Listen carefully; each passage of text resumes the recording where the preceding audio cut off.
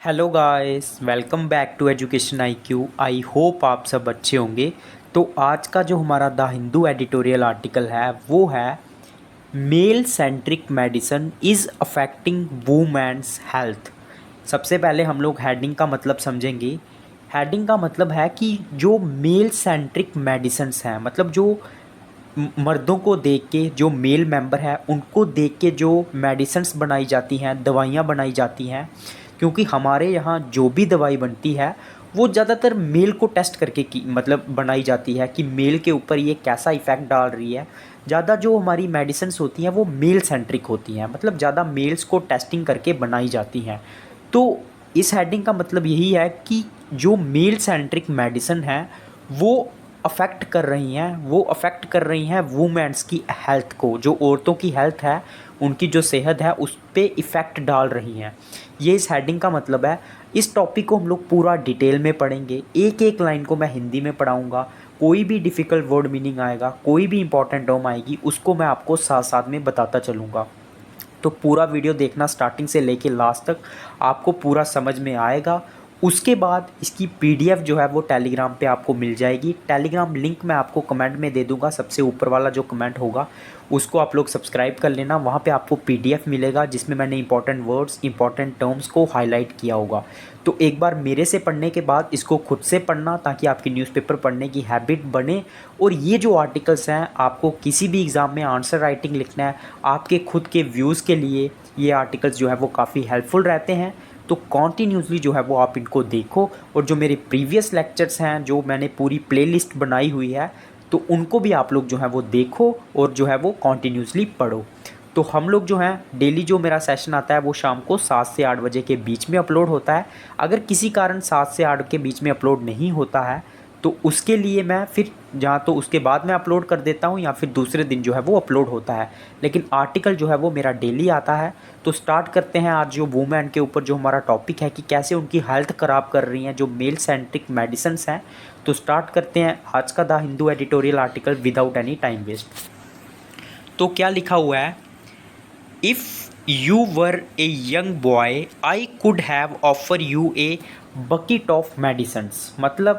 मतलब ये है कि अगर तुम एक नौजवान लड़का होते तो मैं तुम्हें मतलब बकेट ऑफ मेडिसन्स मतलब पूरी बाल्टी भर के जो दवाइयाँ हैं वो मैं तुमको दे सकता था, ऑफ़र कर सकता था। Unfortunately for both of us you are a lovely young girl, said my daughter's neurologist writing out her prescription. Prescription मतलब जो पर्ची देता है ना डॉक्टर, जिसके ऊपर लिखा होता है कितनी दवाइयाँ देनी है, उसको बोलते हैं प्रिस्क्रिप्शन। तो ये जो आर्टिकल है वो लिखा हुआ है गौतम ने, ठीक है, ये लड़की है निसाथा गौतम। तो इसने ये आर्टिकल लिखा हुआ है। तो ये क्या बोल रही है कि मतलब मेरी जो लड़की थी, जब मैं उसको डॉक्टर के पास दिखाने गई तो डॉक्टर ने बोला कि अगर तुम एक लड़का होती तो मैं तुम्हें काफ़ी दवाइयाँ दे सकता था, लेकिन अनफॉर्चुनेटली तुम मेरे लिए एक यंग गर्ल हो। और जो मेरी डॉटर्स का जो न्यूरोलॉजिस्ट था, न्यूरोलॉजिस्ट मतलब जो ब्रेन वगैरह के ऊपर जो स्टडी करते हैं, जो डॉक्टर्स होते हैं उनको बोलते हैं न्यूरोलॉजिस्ट। तो ये जो राइटर हैं वो बोल रही हैं कि मेरे जो न्यूरोलॉजिस्ट था मेरी लड़की का, उसने ये बोला। और ये उसने लिखा सारा कुछ जो उन्होंने प्रिस्क्रिप्शन दिया, अगर तुम एक लड़का होती तो मैं तुम्हें बहुत सारी दवाइयाँ दे सकता था, लेकिन तुम एक लड़की हो। तो उसने ऐसा बोला इनकी लड़की को, ठीक है, जो उनकी लड़की का न्यूरोलॉजिस्ट मतलब डॉक्टर था। And then he begin to explain the possible side effects, some mild some severe. Severe मतलब जो बहुत ज़्यादा हो, बहुत ख़तरनाक हो, और माइल्ड मतलब होता है जो नॉर्मल हो, ज़्यादा ना हो। उसके बाद उसने एक्सप्लेन किए कि पॉसिबल साइड इफ़ेक्ट क्या हो सकते हैं इन दवाइयों के, कुछ ज़्यादा और कुछ जो है वो बहुत ज़्यादा और कुछ जो है वो mild. Exactly 3 decades ago, the US National Institute of Health (NIH) Act of 1993 mandated the inclusion of women and minorities in clinical trials in a bid to reduce health disparities. Disparities मतलब होता है inequality, ठीक है, उसको बोलते हैं disparity. तो लगभग 3 डेकेड पहले अमेरिका का जो NIH था, national institute of health act था 1993 का, उसने मैंडेटेड का मतलब होता है कंपलसरी करना, ज़रूरी करना। उसने मैंडेटेड किया था वुमेन और जो मिनॉरिटीज़ होती हैं, मतलब जो 18 साल से छोटी लड़कियां हैं, या फिर लड़के हैं, उनका इंक्लूज़न किया था कि जो क्लिनिकल ट्रायल्स होते हैं उनमें उनको भी उनके ऊपर भी जो है वो टेस्टिंग करनी चाहिए। मतलब क्लिनिकल ट्रायल क्या होते हैं, जब कोई मेडिसिन बन के आती है तो वो टेस्ट किया जाता है एक बॉडी पे, वो फीमेल बॉडी भी हो सकती है, मेल बॉडी भी हो सकती है। तो जो नेशनल इंस्टीट्यूट था, NIH था, जो एक्ट था, उसने ये ज़रूरी किया कि अगर टेस्टिंग होगी तो उसमें वुमेन की भी इंक्लूज़न होनी चाहिए, वुमेन के ऊपर भी क्लिनिकल ट्रायल्स होने चाहिए, और माइनर्स जो मिनॉरिटीज़ हैं जो उनके ऊपर भी जो है वो क्लिनिकल ट्रायल्स होने चाहिए। इन ए बिड, बिड मतलब एक कमांड दी थी उन्होंने, बिड का मतलब होता है कमांड देना, ठीक है, या फिर कोई रिमार्क करना, मतलब कमेंट करना, ताकि जो हेल्थ डिस्पैरिटीज़ है ना वो रिड्यूस हो सकें। डिस्पैरिटीज़ मतलब जो असमानताएं हैं। Yet to date the male model of medicine is thriving, thriving मतलब जो सक्सेसफुल हो या फिर जो जिसके ऊपर ज़्यादा जोर दिया जाए। तो अभी तक अगर हम लोग आज की डेट तक बात करें ना, तो जो मेल मॉडल है ना मेडिसिन का, दवाइयाँ बनाने का, वो ज़्यादा सक्सेसफुल है, वो ज़्यादा संपन्न है। And so is the tendency of treating women as smaller women despite a growing body of research insisting on physiological differences beyond the reproductive organs between the sexes. और जो ये टेंडेंसी है, मतलब ये जो टेंडेंसी का मतलब होता है पॉसिबिलिटी होना, और ये जो पॉसिबिलिटी है कि वुमेन को ट्रीट करना एक स्मॉलर मैन की तरह, डिस्पाइट, हालांकि जो ग्रोइंग बॉडी ऑफ रिसर्च है वो इंसिस्ट करती है, मतलब वो बताती है कि जो फिजियोलॉजिकल डिफरेंसेस रहते हैं रिप्रोडक्टिव ऑर्गन्स को छोड़ के, और भी बहुत सारे डिफरेंसेस रहते हैं दो सेक्सेस के बीच में, मेल फीमेल के बीच में, लेकिन फिर भी जो है ना वुमेन्स को जो है वो स्मॉलर मैन की तरह जो है वो ट्रीट किया जाता है। और जब क्लिनिकल ट्रायल्स होते हैं, क्लिनिकल टेस्टिंग होती है, तो वुमेन को उसमें इंक्लूड कम किया जाता है, जिसकी वजह से जो दवाइयों का जो असर है वो मेल मेंबर्स पे अलग पड़ता है और फीमेल मेंबर्स पे अलग पड़ता है। The genetic and epigenetic differences between man and women are also extensively documented. तो जो जेनेटिक डिफरेंसेस रहते हैं या फिर जो एपिजेनेटिक डिफरेंसेस रहते हैं, एपिजेनेटिक का मतलब भी यही होता है कि जेनेटिक्स की स्टडी। तो ये जो डिफरेंसेस रहते हैं मैन और वुमेन में are also extensively documented, documented मतलब होता है लिखना। तो जो इंस्टीट्यूट था उसने इस चीज़ को भी लिखा था, जो डिफरेंसेस रहते हैं मैन और वुमेन में। उसके बाद क्या है, genetic drugs trials mental health. Generic drugs क्या होते हैं, जो मतलब ये सेम टाइप ऑफ, मतलब ये ब्रांडेड दवाइयाँ तो नहीं होती हैं, लेकिन उसी टाइप की सेम दवाइयाँ आपको सस्ते में दी जाती है जेनेरिक स्टोर्स में। तो उसी के बारे में बात कर रहे हैं हम लोग, जेनेरिक ड्रग्स ट्रायल्स और मेंटल हेल्थ। आपने भी सुना होगा जेनेटिक फार्मेसी, तो उसमें वही दवाइयाँ दी जाती है, लगभग उसी ब्रांड की, मतलब ब्रांड वो नहीं होता है लेकिन उसी टाइप की दवाइयाँ आपको सस्ते में दी जाती हैं। In India the pharmacy of the world, pharmacy मतलब जहाँ पे दवाइयाँ बनती हैं, बेचती हैं। The gender disparity in clinical trials has even bigger implications.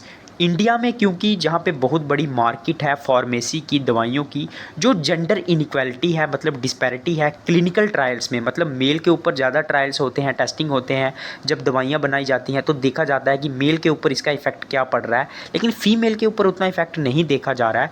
तो इंडिया क्योंकि बहुत बड़ी मार्केट है, तो इंडिया में इसके ज़्यादा इम्प्लीकेशंस हैं, मतलब इफेक्ट हैं, thanks too generic drug production and consumption. तो इसकी जो मतलब ऐसा क्यों है, ऐसी प्रॉब्लम्स क्यों हैं, क्योंकि जेनरिक ड्रग्स बहुत ज़्यादा आ गए हैं और इनकी कंजप्शन भी ज़्यादा से ज़्यादा हो रही है, ठीक है। It has been demonstrated in various studies that women's body respond differently to components of generic drugs. ऐसी बहुत सारी स्टडीज़ में भी पाया गया है कि जो औरतों की जो बॉडी है वो डिफरेंटली, अलग तरीके से रिएक्ट करती है जो जेनरिक ड्रग्स होते हैं जब उनकी कंजप्शन की जाती है। Professor Cassandra, director of health aging program at the University of Melbourne, Australia, says that thanks to the recent inclusion of women in clinical trials for generic medicines, we know that nearly 1/5 of medications showed that a difference in the active dose between men and women। तो Australia में उन्होंने क्या बोला था, जो professor थे health ageing programme के, उन्होंने बोला था कि जो हम लोग शुक्र मनाते हैं जो रिसेंटली अभी इंक्लूज़न हुई है वुमेन की भी क्लिनिकल ट्रायल्स में, मतलब वुमेन के ऊपर भी टेस्टिंग की जाती है, उसका हम लोग शुक्रिया मनाते हैं। जेनरिक ड्रग्स, जब भी जेनरिक मेडिसिन बनाई जाती है, we know that nearly 1/5 of medication showed, हमें पता है कि लगभग 1/5, मतलब लगभग अगर 5 लोग हैं तो उसका एक हिस्सा जो है ना वो हमें ये बताता है कि बहुत मतलब डिफरेंस बताता है। जो एक्टिव डोज दिए जाते हैं लगभग मैन और वुमेन में, तो उनमें क्या इफ़ेक्ट पड़ता है वुमेन पे क्या, तो काफ़ी ज़्यादा जो है वो अलग इफेक्ट पड़ता है वुमेन पे अगर मैंस के साथ कंपैरिजन करें। Women have been either overdosing as in the case of zolpidem a common sleep medicine, or not getting enough as in case of several pain medicines for decades now thanks to their underrepresentation in clinical trials। जो औरतें हैं ना, जहाँ तो उनको ओवरडोसिंग हो जाती है जब वो ज़ोल्फिडम लेती हैं, मतलब जो एक स्लीप मेडिसिन है, तो वो जब वो लेती हैं तो उनकी बॉडी अलग रिएक्ट करती है, उनको कई बार क्या होता है ओवरडोसिंग हो जाती है, या फिर उनको उतनी हेल्प नहीं मिलती है जब वो सेवरल पेन मेडिसिन लेती हैं। जब उनको पेन होती है तो वो मेडिसिन लेती हैं ना, तो उनको इतनी ज़्यादा हेल्प नहीं होती है। लगभग डेकेड से ऐसा चला आ रहा है। ऐसा क्यों हो रहा है? Due to under presentation in clinical trials, क्योंकि वुमेन के ऊपर क्लिनिकल ट्रायल्स ही बहुत कम होते हैं। उनकी जो प्रेजेंटेशन है ना क्लिनिकल ट्रायल्स में वो बहुत कम है। It is not just about treatment, ये सिर्फ ट्रीटमेंट की बात नहीं है, but also testing and diagnosis where women have been getting a rough deal. तो ये सिर्फ ट्रीटमेंट की बात नहीं है, हमें ये भी देखना होगा, हमें इस बात की भी टेस्टिंग करनी होगी, डायग्नोसिस करनी होगी। डायग्नोसिस का मतलब होता है किसी चीज़ का पता करना, बीमारी का पता करना, कि कहाँ पे जो हमारी औरतें हैं वो रफ डील, मतलब उनको जो है वो टफनेस का जो है वो सामना करना पड़ रहा है, उनके ऊपर टेस्टिंग नहीं हो रही है, उनके ऊपर दवाइयाँ अलग तरीके से रिएक्ट कर रही हैं, तो हमें इस चीज़ का पता करना होगा। Take for instance mental health. तो अगर हम लोग अभी की बात करें, इंस्टेंस का मतलब होता है अभी हम लोग मेंटल हेल्थ की बात करते हैं। According to the study conducted in Tamil Nadu by Nobel Abhijit Banerjee and Esther Duflo along with their research partners, 26% of women and 31% of women aged 61 to 70 have symptoms indicating a high likelihood of depression। तो अगर हम लोग अभी mental health की बात करें तो अभी रिसेंटली तमिलनाडु में स्टडी कंडक्ट हुई थी अभिजीत बैनर्जी द्वारा, जो एक नोबल हैं, ठीक है, और उनके साथ उनके रिसर्च पार्टनर्स भी थे। उन्होंने पता किया कि 26% जो मैन हैं और लगभग 31% जो वूमेन हैं वो डिप्रेशन के जो हैं वो हाईली सिम्टम्स दिखाती हैं, मतलब वूमेन में ये जो सिम्टम्स हैं वो ज़्यादा हैं। This study formally notes that depression rate and the prevalence of anxiety are higher for women than for man worldwide in general. तो स्टडी हमने स्ट्रांगली, फॉर्मली का मतलब होता है स्ट्रांगली, इस चीज़ को नोट करती है कि जो डिप्रेशन रेट है ना और जो एनएक्सटी मतलब जो आपको तनाव होता है उसकी जो प्रिविलेंस का मतलब होता है होना, किसी चीज़ की मेन प्रधानता होना, तो जो एनएक्सटी है वो हायर है वुमेन में अगर हम लोग मैन के कंपैरिजन करें वर्ल्ड वाइड में। One can add to this a study on human capital conducted by Ernst and other that states that women with an early onset of depression are less likely to obtain college degree and less likely to pursue postgraduate degrees। तो हम इसमें एक चीज़ और add कर सकते हैं, अगर हम लोग जो ह्यूमन कैपिटल के ऊपर स्टडी हुई थी और एंड अदर दैट स्टेट्स, और भी जो स्टडीज़ हमें बताती हैं कि जो वुमेन जिनको अपनी अर्ली स्टेज में ही डिप्रेशन हो जाता है, ऑनसेट मतलब होता है अर्ली ऑनसेट मतलब जल्दी ही उनको डिप्रेशन हो जाता है, वो अपनी कॉलेज डिग्री भी पूरी नहीं कर पाती हैं और एंड लेस लाइकली और मतलब ऐसी पॉसिबिलिटी भी कम होती है कि वो अपनी पोस्ट ग्रेजुएट डिग्री जो है वो पूरी कर पाएँ। We see the vicious cycle of women's under presentation here. जहाँ पे हम लोग विशियस का मतलब क्या होता है, विशियस का मतलब अगर आप लोगों को लिखना है ख़राब, यहाँ पे हम लोग ख़राब साइकिल देख रहे हैं वुमेन की अंडर प्रेजेंटेशन का हियर, मतलब वहाँ पे भी वुमेन्स के ऊपर कम ध्यान दिया जाता है। डिप्रेशन में भी लड़कियाँ ज़्यादा जा रही हैं, औरतें ज़्यादा जा रही हैं, लेकिन फिर भी इसके ऊपर बात कम होती है। Like depression, cardiac issues, cardiac मतलब जो हमारे हार्ट के रिलेटेड इश्यूज़ हैं, are now acknowledged has having a slightly more prevalence in women. Prevalence मतलब ज़्यादातर जो पाए जाते हैं, प्रिविलेंस का मतलब होता है कहाँ पे ज़्यादा हैं, तो वुमेन में ये जो डिप्रेशन तो है ही, लेकिन जो कार्डियक जो हार्ट के रिलेटेड डिजीज़ है वो भी वुमेन्स में ज़्यादा पाई जाती हैं मैन के कंपैरिजन में। Yet they continue to be diagnosed and treated like lesser man, लेकिन फिर भी उनको किस तरह से उनको देखा जाता है, ट्रीट किया जाता है कि वो मतलब आदमियों से कम है। Study after study demonstrates that women are less likely to receive appropriate medications, diagnostic test and clinical procedures even in developed countries such as Canada and Sweden. अगर हम लोग कनाडा और स्वीडन जैसी कंट्रीज़ की भी बात करें ना, तब भी हमें स्टडीज़ बताती हैं, ये डेमोस्ट्रेट का मतलब होता है प्रदर्शित करना, कि वुमेन्स को जो है ना उतनी ज़्यादा अटेंशन नहीं मिलती, उनके ऊपर इतने टेस्ट नहीं होते हैं, क्लिनिकल प्रोसीजर उनके ऊपर कम होते हैं, अगर हम लोग कनाडा और स्वीडन जैसी कंट्रीज़ की भी बात करेंगे। The stereotype of hysterical women. अब ये स्टीरियोटाइप क्या होता है? स्टीरियोटाइप होता है मतलब एक किसी के खिलाफ एक धारणा बना लेना कि वुमेन जो है वो ऐसी ही है। और हिस्टेरिकल का मतलब होता है जो बहुत सारे इमोशन दिखाता हो। वुमेन आपको पता है बहुत सारे इमोशन दिखाती हैं, क्योंकि उनके अंदर में इतने हार्मोन होते हैं जो इधर उधर होते रहते हैं, और हमें लगता है कि वुमेन्स जो हैं वो काफ़ी इमोशन दिखा रही हैं, ये कर रही हैं, वो कर रही हैं, वो उनके हार्मोन्स की वजह से होता है। लेकिन जो स्टीरियोटाइप बना हुआ है, मतलब किसी के बारे में कोई धारणा बना देना, वो क्या कर रहा है? Continuous to haunt. हॉन्ट का मतलब होता है किसी को हार्म करना, नुकसान पहुंचाना। औरतों को वो लगातार नुकसान पहुंचा रहा है, क्योंकि उनके खिलाफ एक धारणा बनी हुई है कि वो बहुत इमोशंस दिखाती हैं, इमोशन उनके कंट्रोल में नहीं होते हैं, even when they need urgent clinical intervention. लेकिन हालांकि उनको अभी ज़रूरत है कि उनको इमीडिएटली अभी जो है वो क्लिनिकल इंटरवेंशन की ज़रूरत है। मतलब इंटरवेंशन का मतलब होता है हस्तक्षेप करना। Gaps that can be link to apathy. Apathy का मतलब होता है किसी चीज़ को करने के लिए बिल्कुल इंटरेस्ट ना दिखाना, उसको बोलते हैं अपैथी। तो ऐसे गैप्स जो अपैथी के साथ लिंक करते हैं, मतलब जो हमें बताते हैं कि हम लोग इंटरेस्टेड ही नहीं है कुछ करने के लिए। The exclusion of women from clinical trials and research projects addressing sex agnostic critical illness such as cancer and heart diseases has resulted in a limited understanding of sex specific symptoms and responses to treatment. तो क्या है जो exclusion है women का, women के ऊपर clinical trial कम होते हैं, और जो रिसर्च प्रोजेक्ट्स हैं, मतलब the exclusion of women from clinical trials and research projects addressing sex agnostic critical illness, जो मतलब वुमेन के ऊपर क्रिटिकल ट्रायल्स कम होना, और जो सेक्स एग्नोस्टिक क्रिटिकल, और जो कुछ प्रोजेक्ट्स हैं जो एड्रेस करते हैं, जो बताते हैं सेक्स एग्नोस्टिक क्रिटिकल इलनेस के बारे में, जैसे कैंसर हो गया, हार्ट डिजीज़ हो गया, इससे क्या हो रहा है? Has resulted in a limited understanding of sex specific symptoms. इससे हम लोग क्या कर रहे हैं? कम अंडरस्टैंड कर रहे हैं सेक्स स्पेसिफिक सिम्टम्स, ठीक है, एंड रिस्पॉन्सेज टू ट्रीटमेंट, और हम लोग उसके ऊपर ट्रीटमेंट भी जो है वो कम कर रहे हैं, क्योंकि वुमेन जो है उनको हमने इंक्लूड ही नहीं किया है, उनके ऊपर क्लिनिकल टेस्टिंग नहीं होती है, जिसकी वजह से हम लोग समझ नहीं पाते हैं जेंडर की वुमेन के ऊपर क्या बीत रही है। उनको कोई डिजीज़ भी होती है तब भी हम लोग इतना समझ जो है वो नहीं पाते हैं कि सेक्स स्पेसिफिक सिम्टम्स हैं, मतलब वुमेन को अलग है और मैन को अलग है।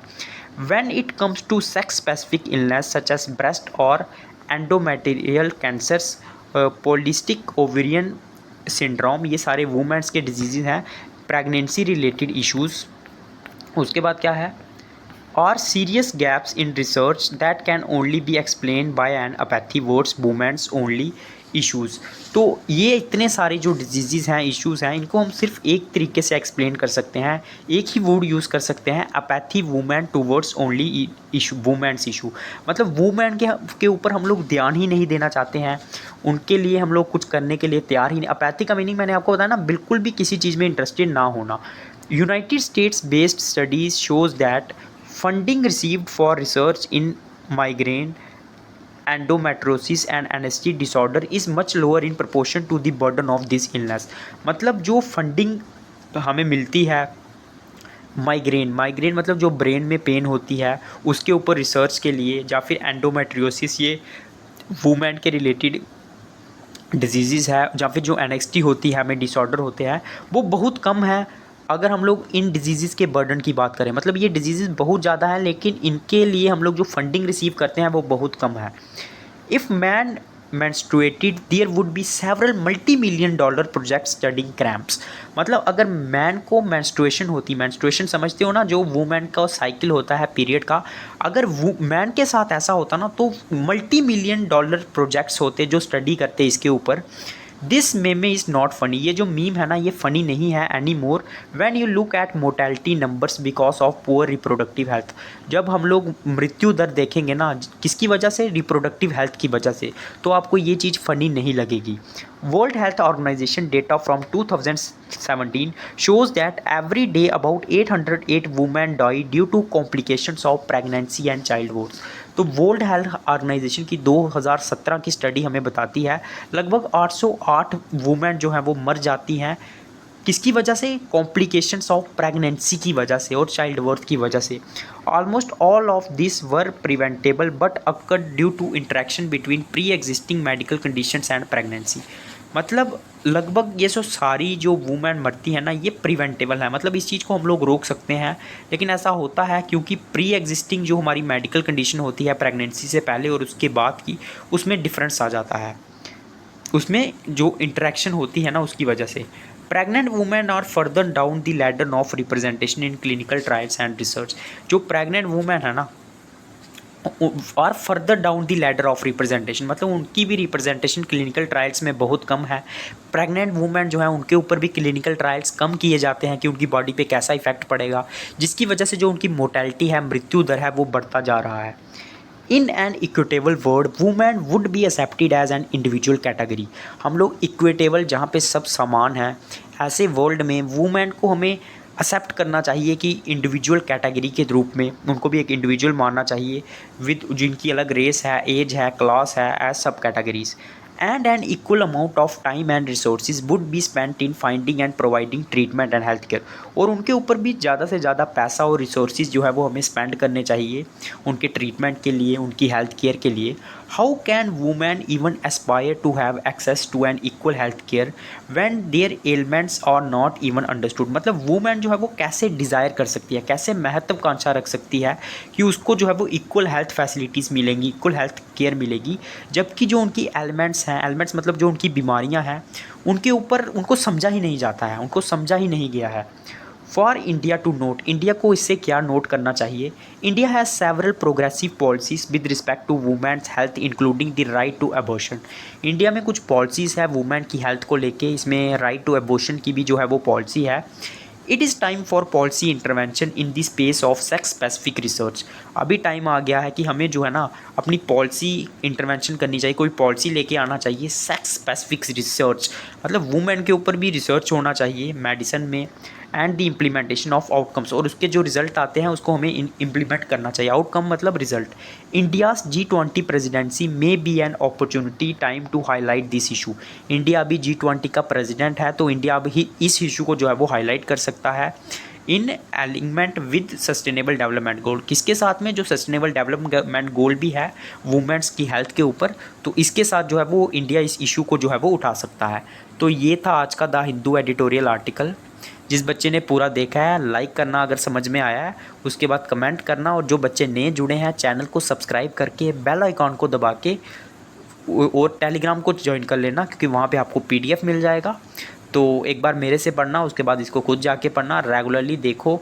और भी जो 5 वर्ड मीनिंग हम लोग डेली करवाते हैं आपको द हिंदू एडिटोरियल से, वो दोपहर को वीडियो आता है 2 से 3 के बजे के बीच में, तो वो आप डेली वर्ड भी रेगुलरली फॉलो किया करो, क्योंकि सिर्फ 5 मैंने इसीलिए रखे हैं ताकि आप लोग लर्न कर लें और आपका वोकैब जो है वो स्ट्रांग हो जाए। जब आपका ऑटोमेटिकली वोकैब स्ट्रांग होगा ना, आपको न्यूज़पेपर आप जल्दी जल्दी पढ़ने लगोगे और आपके लिए चीज़ें जो हैं वो आसान हो जाएंगी। अच्छा आंसर राइटिंग लिखने में, आपको नॉलेजेबल बनाने में ये वीडियोस मैं आपके लिए लेके आता हूँ। यूट्यूब पे आपको कहीं भी ऐसे सेशंस नहीं मिलेंगे, तो इनको कॉन्टिन्यूसली देखो, अपना नॉलेज बढ़ाओ और ज़्यादा से ज़्यादा वीडियो को शेयर करो। ओके बाय, जय हिंद।